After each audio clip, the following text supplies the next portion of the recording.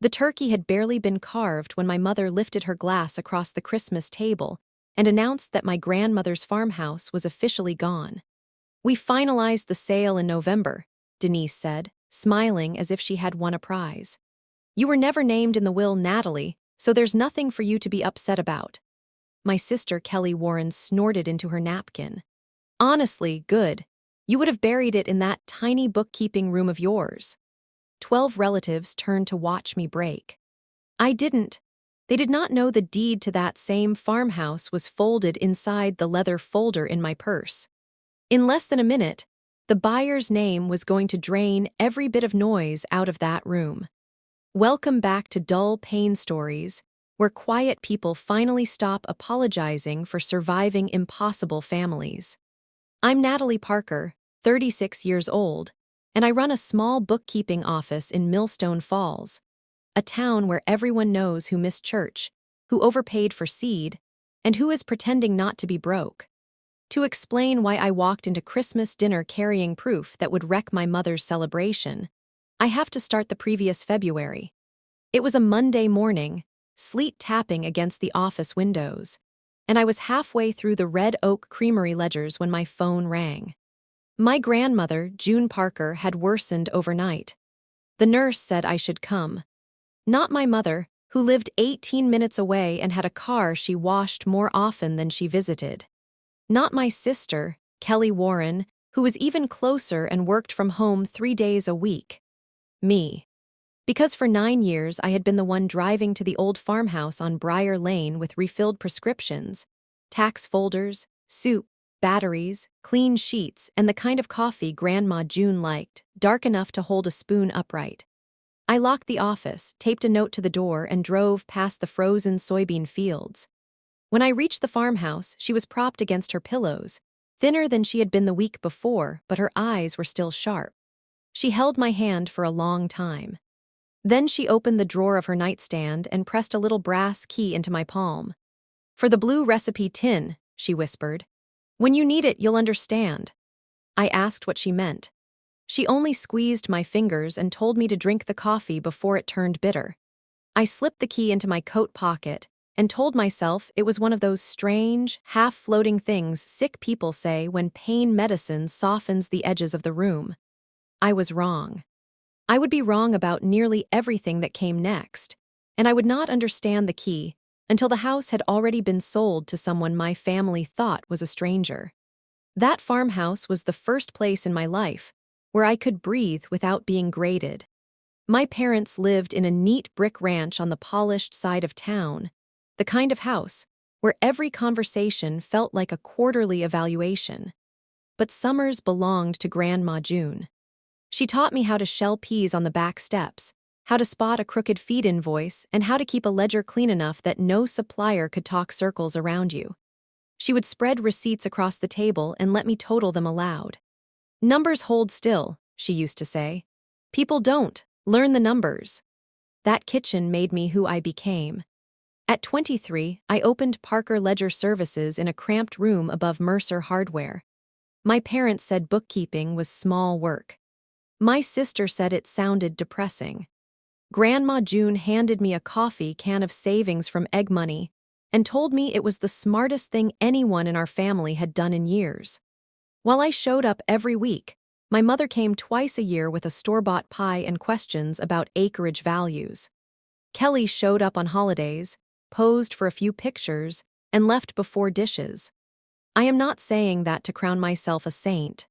I am saying it because of what Grandma June told me during our last Good September while we were tying up tomato vines in the garden. She looked toward the porch, then back at me. "This place belongs to the person who remained when it mattered." I laughed because I hated when she spoke like that. I told her she was not allowed to go anywhere. She just smiled, pushed dirt around the roots, and let the subject die. I should have asked her exactly what she meant. I thought I had more time. She died in her sleep 4 days after giving me that key. Her funeral was on a cold Saturday with a sky the color of dishwater. I arranged nearly all of it. I chose the hymns, ordered the flowers, wrote the obituary, called the pastor, found the dress she wanted buried in, and stood at the church entrance thanking neighbors who had known her longer than I had been alive. My mother, Denise, wore a black coat with pearl buttons and accepted sympathy like a woman receiving tribute. My father, Martin, stood beside her with his hands in his pockets, silent in that careful way he had used my entire life whenever truth might cost him comfort. Kelly spent half the luncheon scrolling through her phone. What stays with me from that day is not only the grief. It is the accounting of everything. Before the macaroni salad had even warmed on the folding table, my mother leaned close and asked what I thought the farm might bring on the market. I thought I had heard wrong. Then Kelly wandered through the farmhouse taking pictures of the dining hutch, the braided rugs, the quilts, and the old mantel clock, murmuring estimates like an auctioneer with lip gloss. "That clock is probably worth a decent amount," she said. "But the land, Mom, that's where the real money is." My father stared into his coffee. No one asked what should happen to Grandma June's barn cat. No one asked which neighbor had borrowed her tiller. No one asked who would cover the strawberry bed before the frost broke. They wanted numbers. Not her numbers. Their numbers. I remember how carefully I moved through those rooms after the service, as if noise itself would be disrespectful. Neighbors brought casseroles and stories. Helen Dutton cried into a paper napkin while telling me how Grandma June had once driven through a storm to bring her cough syrup. Mr. Whitman stood by the back door because he could not bear the parlor. People who had actually loved her spoke in small, useful sentences. They asked whether I had eaten. They asked whether I needed help carrying chairs. My own family asked about market value. That difference lodged somewhere I could not reach yet, but I felt it. I stood in the kitchen near the shelf where the blue recipe tin had always lived, and something hard and cold settled behind my ribs. I told myself people became ugly around death. I told myself fear and grief made mouths cruel. I told myself nothing could hurt worse than losing the woman who had seen me clearly. I had no idea the real injury had not even begun. It began with a meeting about a will. In April, my cousin Nolan Reed called what he described as a family meeting. Nolan was on my mother's side, a part-time notary who ran a little title and tax storefront in the next county. He always smelled like mint gum covering cigarettes. The meeting was not in a law office. It was at my parents' kitchen table, with grocery store coffee cake and a manila folder. That alone should have warned me. Nolan put on narrow reading glasses and announced that Grandma June had left everything, farmhouse, land, savings, personal property, to my mother. He read from the document in a solemn voice. "To my devoted daughter-in-law, Denise Parker, who tended to me with care in my final years." My mother dabbed her eyes with a tissue she had clearly placed beside her chair in advance. Kelly touched her shoulder. My name appeared nowhere. Not as heir, not as alternate, not as witness, not even in passing. "Your name was not in that will, sweetheart," my mother said. The words came gently, but the corner of her mouth betrayed her. I sat very still. I have always been good at stillness.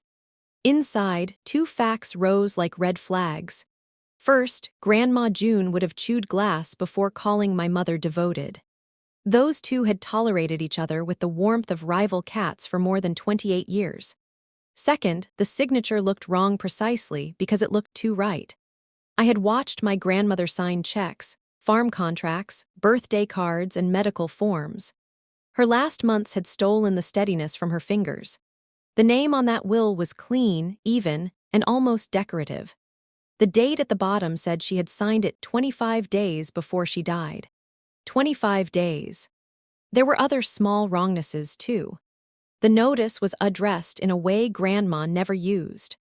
One paragraph described my mother as if she had been the daily caretaker, but anyone who had visited Briar Lane knew whose car sat in that drive.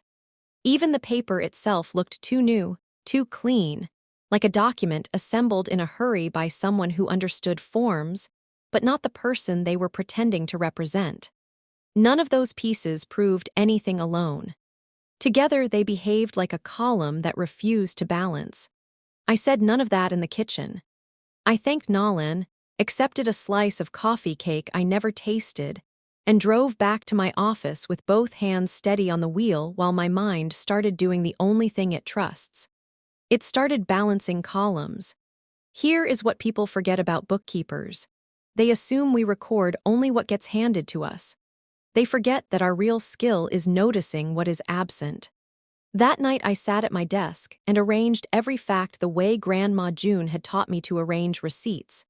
2 years earlier, I had driven her to an estate attorney in Harrington, the county seat.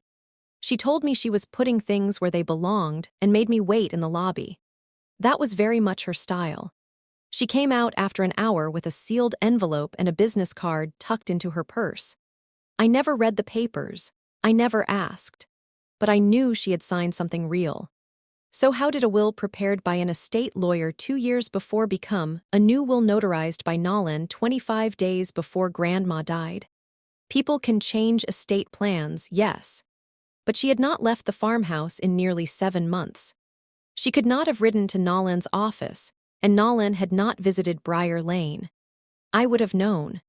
I knew every nurse, every delivery driver, every neighbor who dropped by.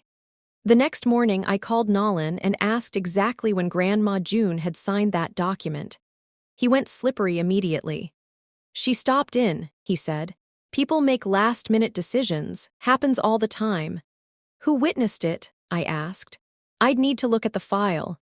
A notary who has to look up whether a will had witnesses is not giving an answer.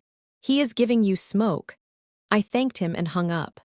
Then I stared at the corner drawer of my desk, where I kept business cards, receipts, and things too useful to throw away. I remembered the card Grandma June had handed me after that lawyer appointment 2 years earlier. I opened the drawer and found it clipped behind an old bank statement. Rebecca Carter, estate attorney. Before I called her, I tried the decent road. I went to my parents' house and asked to see the official probate filing, not Nolan's kitchen table copy. My mother's expression changed as if I had stepped on the hem of her dress. "Why would you need to see that?" "I want to read it for myself," I said. "Documents are my work."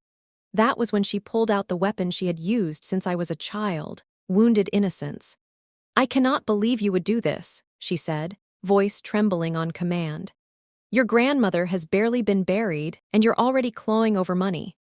Kelly appeared in the hallway like she had been waiting for her cue. "Don't make this ugly, Nat. You always do this. You turn everything into something about you." My father looked at the wallpaper. That was his answer to almost everything. I looked at the three of them and finally understood something I should have seen years before. They were not confused. They were not grieving badly. They had decided how the story would go, and the story required me to feel ashamed enough to stay quiet. So I went quiet, just not in the way they wanted. I returned to my office and did not call to apologize. I had spent my life apologizing for making other people uncomfortable with the truth. This time, I had nothing to apologize for. My family thought the dutiful, plain, office-above-a-hardware store daughter would fold. That had always been my assigned place. Keep the peace, swallow the insult, pay the bill, show up again. They forgot what my actual job was. I find the number someone tries to bury. I find it in a date typed wrong, a total rounded too neatly, a payment posted before the invoice existed. And the date on that will had begun glowing like a warning light. The next morning, I called Rebecca Carter. Her assistant put me through as soon as I said my grandmother's full name. That told me plenty before Rebecca even spoke. She was cautious on the phone, the way competent attorneys are cautious, and told me to come in with identification. We scheduled it for the following Thursday. While I waited, I gathered what I could.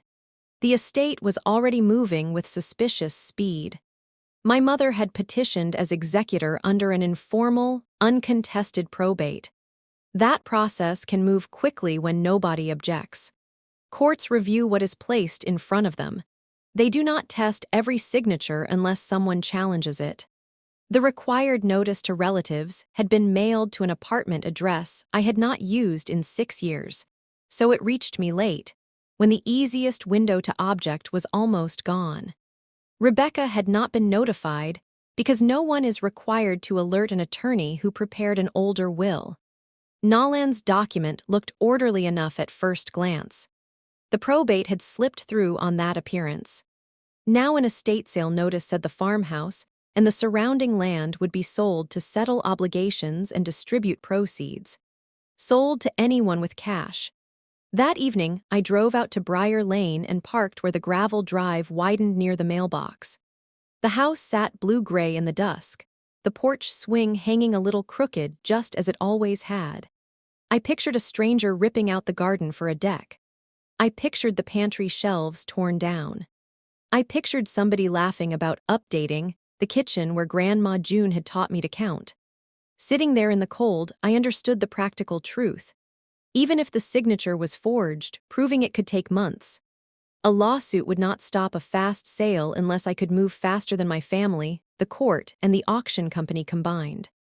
I could challenge the lie, but the house might be gone before the truth caught up. Then another thought arrived, quiet and hard. Maybe I could not stop the sale. But nothing prevented me from becoming the buyer. If you have ever watched something precious slide toward people who saw only what they could take from it, you know the silence that came over me in that car. It was not surrender. It was a decision. People imagine fury as shouting. Mine looked like a yellow legal pad. That night, I sat in my apartment above the office and made 2 columns. On the left, what I knew. The new will was probably false. The sale was probably happening. My family was already acting as if the money belonged to them. On the right, what I controlled. My research, my financing, my bid, my timing, my proof. My mother's sentence kept circling back. Your name was never on that paper. I let it circle until it sharpened. Anger is not useless if you can aim it, so I read. I read probate sale notices, auction terms, county forms, bidder requirements, and title transfer rules until the words blurred. Then I found the one detail that mattered. To avoid accusations of favoritism, and to move the property quickly, the estate was taking the farmhouse to a public auction.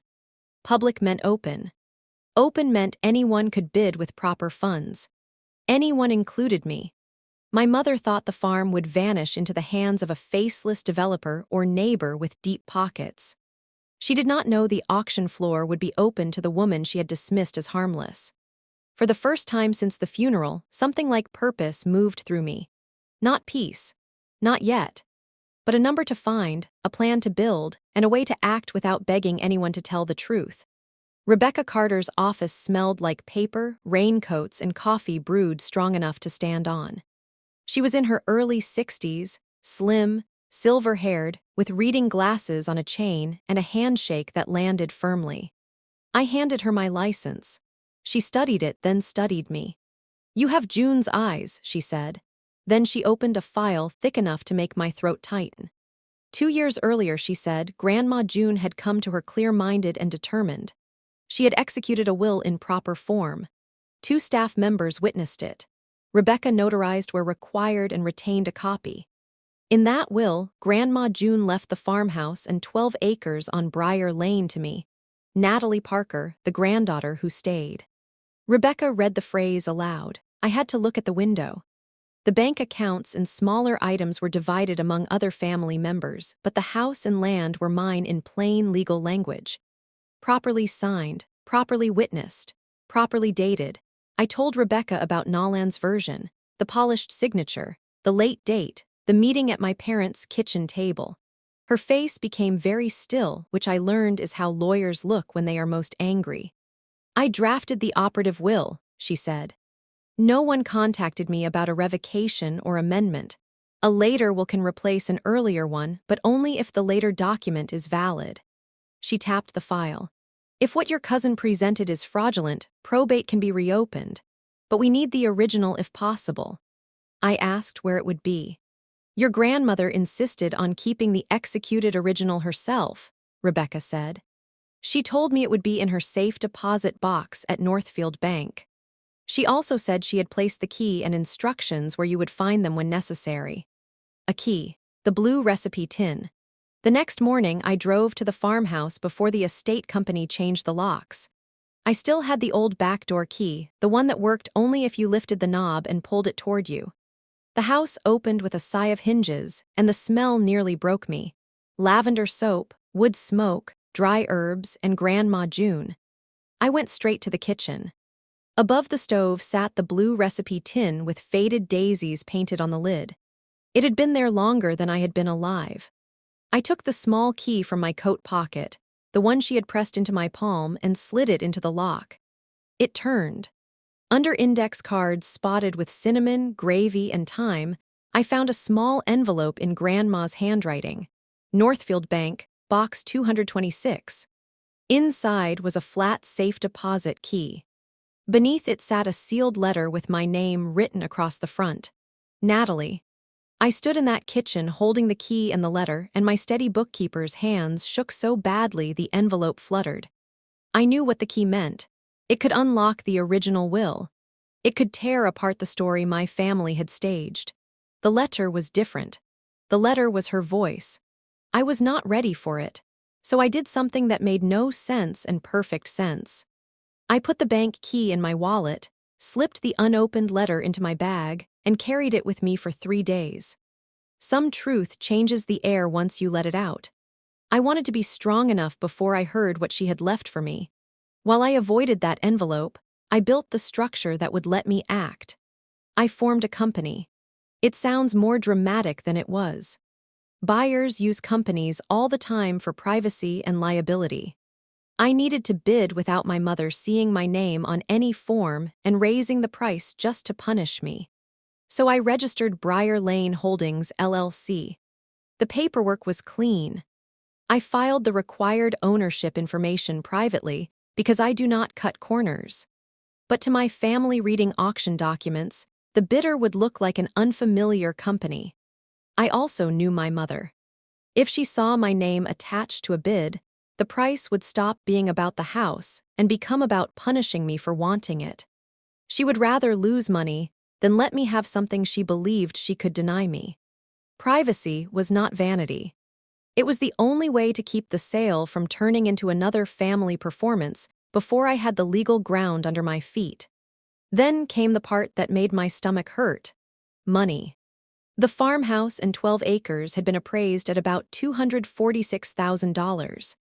That is not shocking money in a city, but in Millstone Falls, for a woman with a bookkeeping practice above a hardware store, it was a mountain.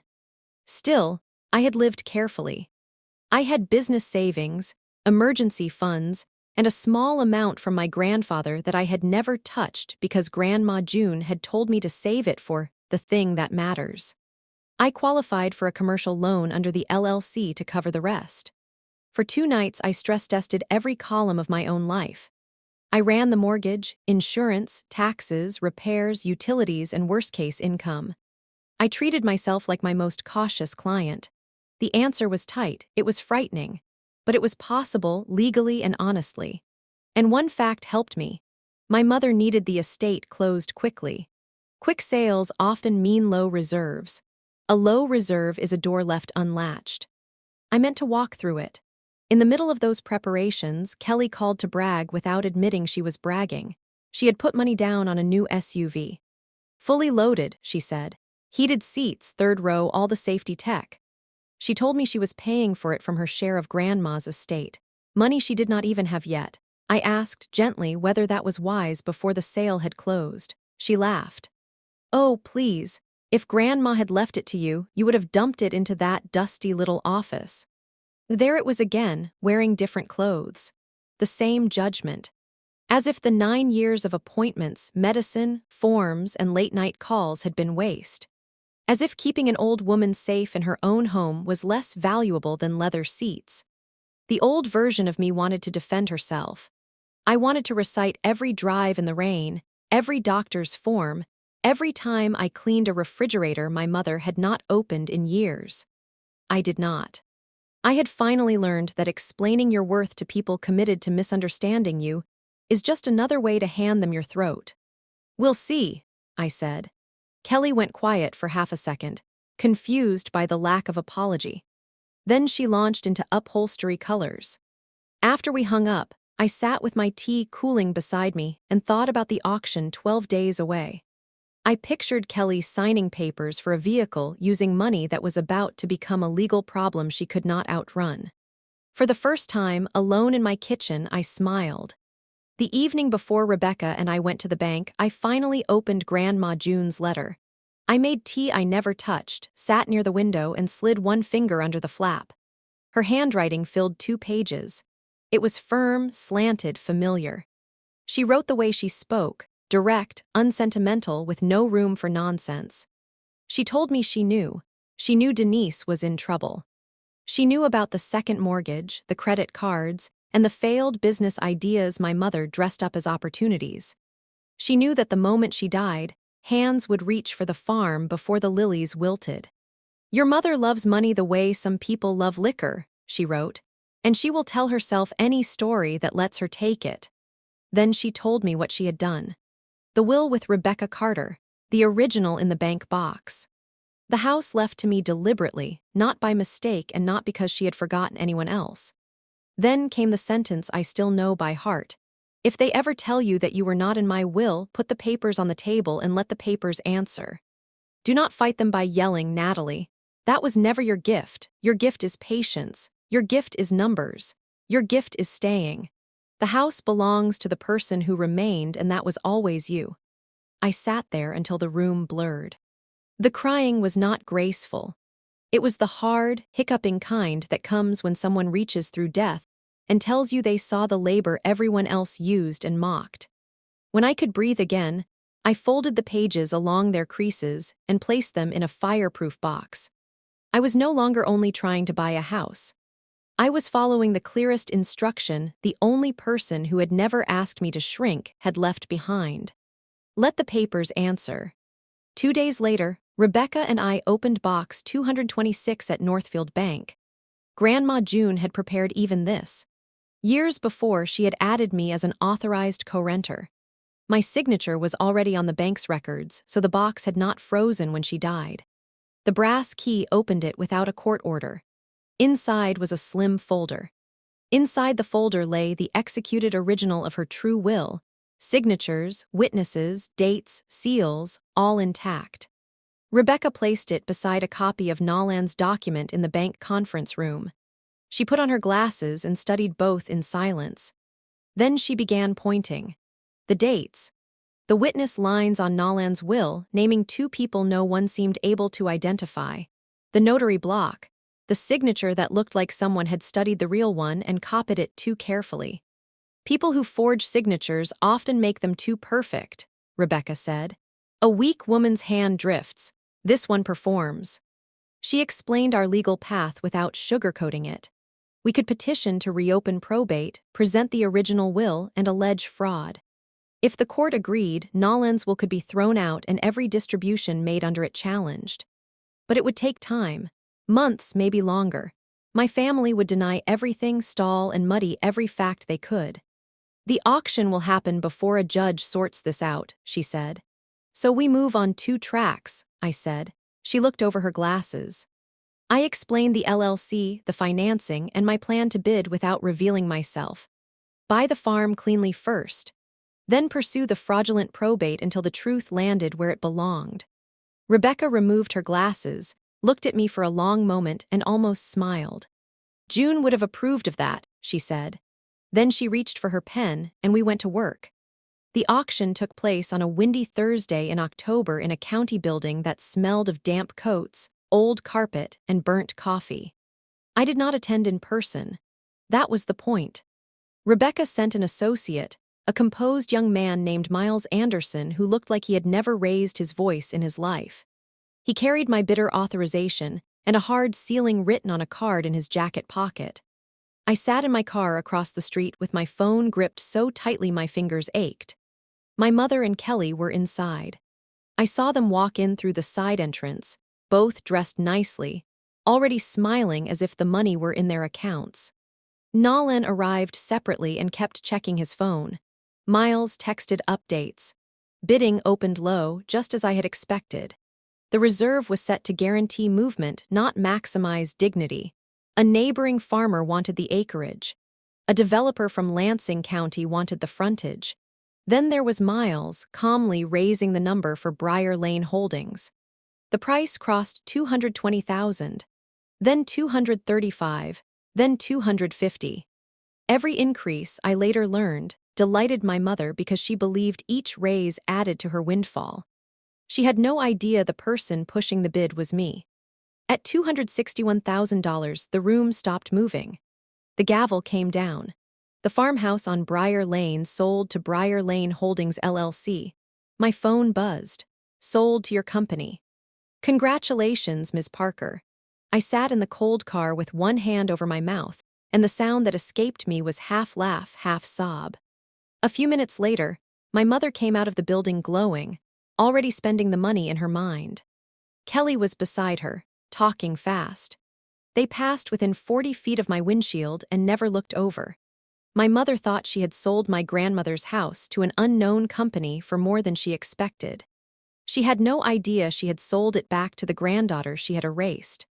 The money moved quickly, the way money moves when people have already assigned every dollar a job. My mother took the largest piece, and as I later learned, poured much of it straight into a second mortgage and debts she had hidden from my father. Kelly completed the SUV purchase and booked a week at a beach resort. My father accepted whatever Denise handed him and asked no questions, which was both his talent and his failure. They held a celebratory dinner after the funds cleared. I was not invited. That suited me, because every dollar they passed around that table had come from me. That night, I sat in my office above Mercer Hardware and placed the recorded deed under my desk lamp. Briar Lane Holdings LLC, owner of record. Farmhouse and 12 acres on Briar Lane. My company. My grandmother's land. Back in the only hands that had tried to protect it. I want to be honest about that moment because people often imagine revenge as sparkling. It did not feel sparkling. It felt quiet, exhausted, heavy. I traced the address on the deed with my finger and thought of the porch swing, the root cellar, the garden grown wild. They were spending my money to celebrate having cut me out. I let them. I let every check clear, every down payment process, every bottle open. Christmas was coming, and my mother had never been able to resist an audience. When she gathered the family at her table, I would bring 3 pieces of paper as my contribution. The invitation arrived in early December. My mother called in a voice so sweet I could almost hear the sugar cracking. "You'll come for Christmas dinner, won't you? It's time we put all this unpleasantness behind us." I understood the invitation immediately. It was not affection. It was stagecraft. Having me at the table would prove to the relatives that everything was fine, that Denise Parker had handled a difficult year with grace, and that the bitter daughter had accepted her place. There was another reason, too. Rumors had started drifting through town that the company that bought the farm had requested estate records. My mother wanted to see my face and measure whether I knew anything. Then, because she could never leave cruelty untouched, she added, "And let's not make the house a topic. Your name was not on that document, Natalie. I don't want Christmas ruined over something settled." I held the phone and looked down Main Street, where the shop windows were strung with white lights. Rebecca's petition was drafted. The original will was secured, the deed was in my desk. Grandma June's letter was in my bag. "You have no idea what you just invited," I thought. Out loud, I said, "I'll be there, what should I bring?" "Just yourself." "I'll bring something for the table," I said, and I meant it. For several days, I argued with myself about how to reveal the truth. There was a cleaner way. I could let Rebecca file after Christmas. I could allow process servers, court notices, and attorney letters to do the work without saying a word across a holiday table. Part of me wanted that. Grandma June had called my quiet a strength, and private dignity appealed to me. But there was another truth. My family had humiliated me in public for years. At the will reading, at the funeral luncheon, at every holiday when my mother made a little joke about my tiny office, or Kelly asked whether I was still doing receipt work. They used an audience because an audience made the insult stick. The smirk needed witnesses. So perhaps the truth deserved witnesses too. I took out Grandma June's letter and read it again. Let the papers answer. That was the answer. I would not shout. I would not splash wine, call names, or deliver the vicious speech I had rehearsed while washing dishes.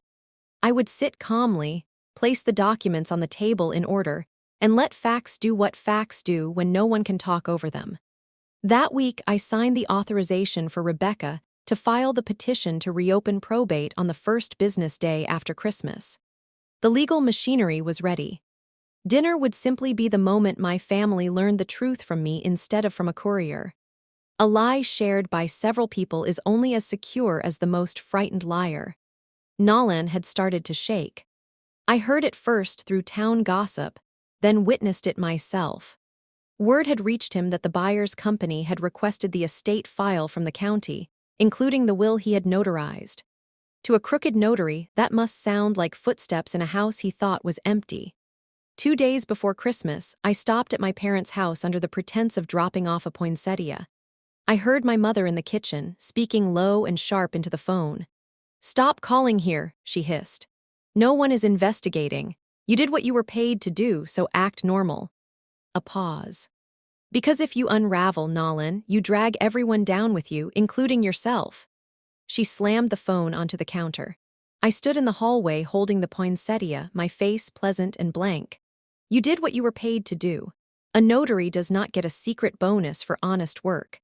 The fee is printed on the wall. Nolan had been paid for something else. The fraud was not only real.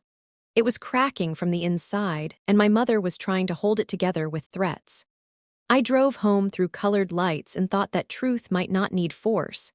People who build with lies spend their lives bracing walls. Sometimes all truth has to do is knock. 2 more days. I could wait 2 more days. In a town like Millstone Falls, an old farm changing hands becomes public conversation. At the grocery, at the post office, in the line at the pharmacy, people asked sideways questions. Who bought June Parker's place? Was a developer coming? Were they tearing it down? Had I heard anything? I kept my expression even and said I did not know much. It felt strange, almost shameful, to withhold the truth from people who had loved Grandma June honestly. Then one afternoon, Russell Whitman stopped me beside the bins of nails downstairs at the hardware store. He had farmed beside Grandma for more than 4 decades. "I heard the buyer means to keep the garden," he said, voice rough. "Heard they aren't bulldozing the place. That true?" Someone at the title office must have talked. I looked at him and could not lie about that part. "It's true," I said. "The garden stays." His eyes brightened. He gripped my arm once hard enough to hurt. "Good," he said. "June would be glad. She loved those tomato rows better than most folks love their own blood." Then he went back to sorting nails, and I stood there blinking like a fool. That was the whole center of it, not revenge, not even victory. I had drained savings, taken on a mortgage, built a company, and carried secrets because somebody needed to remember the woman instead of the money. Somebody needed to keep her garden rooted, her porch swing crooked, and her rooms from becoming somebody else's profit story. If there was revenge in it, that was secondary. The promise was the point. The night before Christmas Eve, I prepared the folder at my kitchen table. I had assembled document packets for clients hundreds of times, papers arranged to tell the truth in the order a person can understand it. I had never built one for myself. I laid out 3 items. First, the deed showing Briar Lane Holdings LLC as the recorded owner of the farmhouse and 12 acres. Second, the copy of Grandma June's true will, marked with Rebecca Carter's office information, naming me as heir to the property. Third, Grandma's letter in her own handwriting. Deed first, proof that I owned the house. Will second, proof that it had always been intended for me. Letter third, proof that Grandma had seen them coming. I slid the pages into a slim leather folder in that order. I already had my sentence chosen. I had practiced it until the tremor left my voice. 3 pages. 1 sentence. That was enough to turn my mother's victory dinner into the night the room finally learned what she had done. My hand lingered on the folder before I closed it. Once I set those papers down, there would be no returning to the old arrangement. No more daughter who swallowed every insult to preserve a peace that only protected the people hurting her. I would be the daughter who told the truth, and my family would hate me for it. I closed the folder. I had accepted the cost. Some forgiveness is not worth having. On Christmas Eve, my father did something he had never done in my adult life. He came to me first. I was shutting down the office when I saw his pickup idling outside, exhaust drifting white in the cold. He climbed the stairs slowly, hat twisting in both hands, and stood in my doorway looking smaller than I remembered. "Your grandmother," he began, then stopped. He stared at the floor. "There were probate papers I signed." I waited. "I didn't read them like I should have," he said. "Nolan put them in front of me. Your mother said they were routine." His hat turned in his hands. I knew something didn't feel right. I signed anyway. There it was. The closest Martin Parker would come to confession. Not full guilt, not courage, just enough truth to admit he had chosen his usual shelter, silence. I felt the old ache, but it did not rule me. "I know you did, Dad," I said. He flinched. That small movement was more honest than any speech he could have made. He stood there waiting for me to make it easier. Waiting for me to say he was only confused, only tired, only caught between people. I did not, because it was not all right. After a moment, he nodded, put on his hat, and left. I watched his tail lights disappear below the office window and thought, tomorrow you find out the rest. On Christmas Day, I dressed in a plain green sweater Grandma June would have called practical and drove across town. Millstone Falls is small, so the trip from my office apartment to my parents' ranch house took about 12 minutes. I passed lit porches, plastic reindeer, and children dragging sleds over lawns that had more frost than snow. The leather folder rested in my purse on the passenger seat. I did not rehearse. I had rehearsed enough. I just drove and let the weight of the coming moment settle into my bones. I thought about Grandma June at the kitchen table, tapping a pencil against a column of figures. Numbers hold still, people don't. I parked behind Kelly's enormous new SUV, the one bought with money I had paid into the estate sale, and sat for one breath with both hands on the wheel. Then I picked up my purse, felt the folder's corner press against my palm, and walked to the door where laughter was already spilling through the glass. The dining room looked like a magazine version of family. Candles, evergreen garland, good china, a centerpiece of red berries and gold ribbon. The air smelled of turkey, cinnamon, and pine.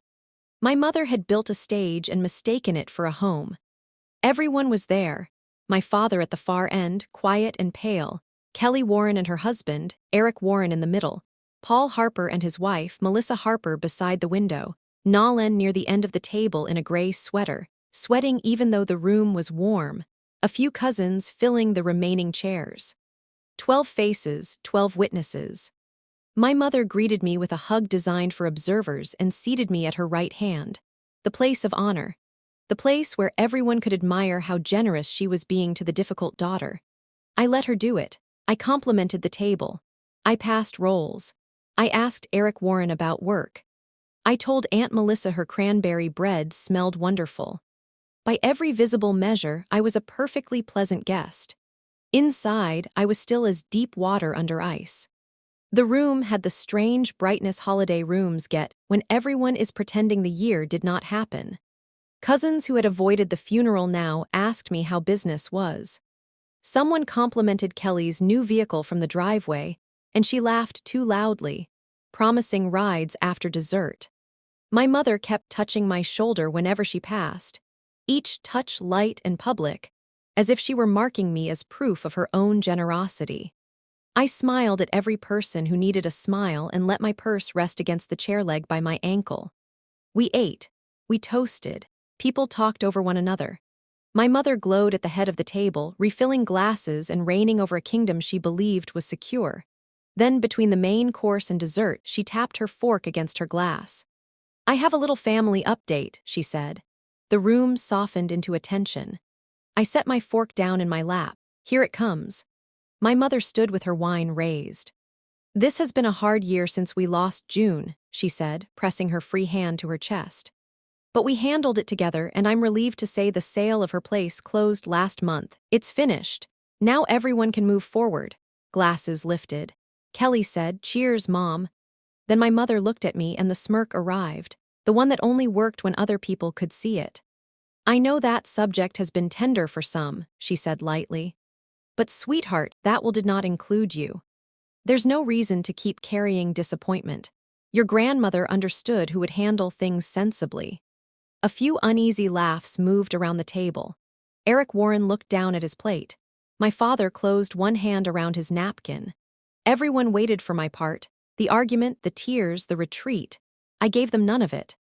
I looked at my mother and let the silence stretch long enough for her confidence to shift in her chair. Kelly, who had never been able to tolerate an empty space, filled it. She lifted her glass toward me with a bright, careless smile.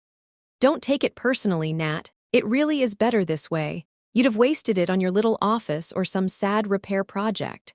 Eric Warren muttered, Kelly. She waved him off, pleased with herself. Nolan reached for his water and missed the glass the first time.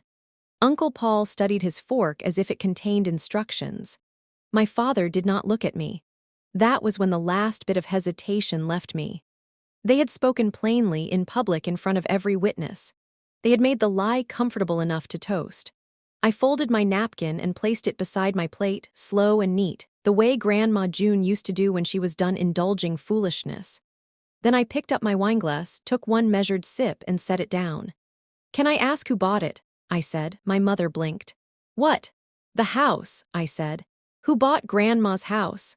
She recovered quickly because she liked this part of the story.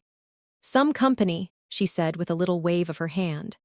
Briar Lane Holdings, I think, an investment group. They bid us up nicely, actually, paid more than expected. She smiled around the room, collecting admiration. So it worked out for everyone. Briar Lane Holdings, I repeated. That's right, why? The entire year narrowed into that single breath. The funeral kitchen, the false will, the bank box, the auction, the cold car, Grandma's letter. The candles flickered. Dessert waited untouched. 12 people watched without knowing what they were waiting for. I reached into my purse, took out the leather folder, and laid it beside my plate. I opened it and removed the first page. This is the recorded deed to Grandma June's farmhouse, I said. I placed it in the center of the table and turned it toward my mother. Filed after the auction. She glanced down impatiently. Then her eyes found the owner line. Briar Lane Holdings, LLC. I don't understand, she said, but her voice had thinned. I took out the second page. This is Grandma June's real will, drafted by Rebecca Carter 2 years ago, properly signed and witnessed. I placed it next to the deed. It leaves the farmhouse and 12 acres to me by name. The color began leaving my mother's face. Kelly leaned forward, red enough to understand, and went silent. Nolan scraped his chair back an inch. I removed the third page last and held it for 1 second because it was hers. Her words, her hand. And this, I said, is the letter she left me explaining that she expected exactly this. No one moved. The room became so quiet I could hear wax shifting in one of the candles. My mother stared at the papers, and for once she did not have a line ready, so I gave her the only one I had brought. I hope you enjoyed the cash, I said. I'm the one who paid it. The words landed gently, and then the meaning opened under the table like a trapdoor. Briar Lane Holdings is mine, I said. I formed the company, I placed the bid, I bought the farmhouse back from the estate you emptied. The money used for the mortgage, the SUV, the vacation, all of it came from me. My mother's mouth opened, closed, opened again. That is a lie, she snapped, half rising. Her glass tipped, spilling red wine across the white tablecloth. Nolan, tell her that will isn't real. But Nolan was already standing, gray and wet-eyed, backing toward the hallway. I'm not part of this, he muttered. I need to go. I did not raise my voice. I placed one palm on Grandma June's letter and looked straight at my mother. You said that document left me out, I said. You were right about the fake one. The real one has my name and I have the original. The silence that followed was not awkward. It was structural. It was the silence of a room realizing the floor is gone. Kelly went pale as the linen. I watched the math cross her face, watched her understand that the SUV in the driveway had been bought with money the court could order returned. My father sat with his eyes shut. Uncle Paul looked at the documents as if they might explode. Nolan disappeared through the front door without his coat. I looked at my sister, the woman who had said I would waste it. Turns out I didn't waste anything, I said. I bought back the only thing here worth keeping. Somewhere in the kitchen, the timer for dessert began beeping, bright and ridiculous. No one moved to stop it. I gathered the 3 papers, slid them back into the folder, and stood.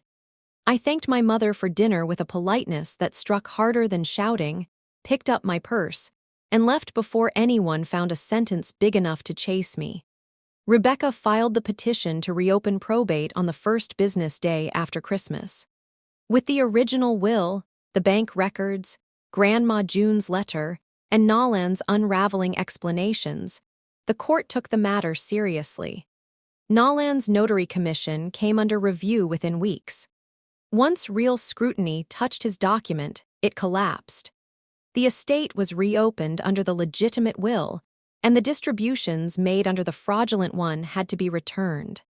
My purchase at auction remained valid because Briar Lane Holdings had bought the property publicly, at market price, and without fraud by the buyer. The money was the problem, not the deed. Denise had already used most of her share to cover hidden debts. Kelly sold the SUV to repay part of what she owed. Martin stopped pretending he had been merely confused. As for me, I kept the house through both roads. The auction made me owner, and the real will made clear why it should have been mine from the start. In April, I drove to Briar Lane, fixed the crooked porch swing, and turned over Grandma June's garden with my own hands. Mr. Whitman brought tomato starts and left them beside the gate. I planted every one. The swing still creaks. The garden stayed. And when the wind moves through that old kitchen, the papers are quiet in the drawer where they belong.